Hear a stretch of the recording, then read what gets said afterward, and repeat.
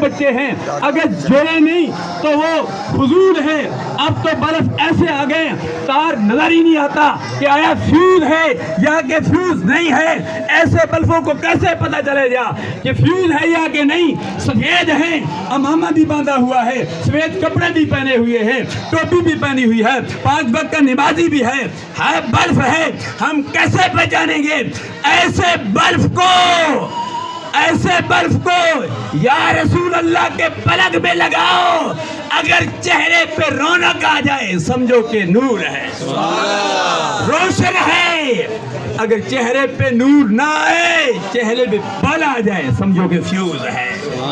یا رسول اللہ یا غوث المدد کا نعرہ لگاؤ، پتہ چل جائے گا یہ بلب فیوز ہے یا کہ فیوز نہیں ہے۔ الحمدللہ یہ تو سارے بلب جو ہے یہ فیوز نہیں ہے، ان سب کے تو چہرے چمک دمک رہے ہیں۔ تو حاضرین و ناظرین، ہر ایک اپنا اپنا انداز ہے، یہ میرا انداز تھا، ہر ایک اپنے اپنے انداز میں میلاد مصطفیٰ منایا۔ میں بات یہ کر رہا تھا، اتنے میں قیادت آ گئی کہ اللہ کے پیارے حبیب علیہ تحیت و ثنا کی آمد ہوئی ہے، اللہ کے پیارے حبیب صلی اللہ علیہ وسلم کی آمد ہوئی ہے۔ عالمون بالمشرق وعالمون بالمغرب وعالمون علی ظہر الکعبۃ۔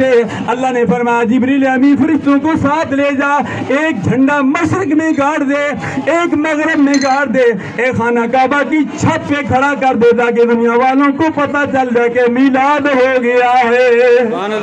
اللہ سیدہ آمنہ رضی اللہ تعالیٰ عنہ فرماتی ہیں اللہ کے پیارے حبیب صلی اللہ علیہ وسلم کی آمد ہوئی، میں نے ستاروں کو دیکھا کہ وہ میرے قریب آ گئے۔ وہ اللہ تبارک و تعالیٰ نے ستاروں کی صورت میں ستارے جگمگانے لگے۔ اللہ نے میلاد مصطفیٰ منایا، ہر ایک نے اپنے اپنے انداز میں میلاد مصطفیٰ منایا۔ آدم صدی اللہ نے 20 مرتبہ درود شریف پڑھ کر میلاد مصطفیٰ منایا۔ حضرت نونی جی اللہ نے کشتی پہ لا الہ الا اللہ محمد الرسول اللہ لکھ کر میلاد مصطفیٰ منایا۔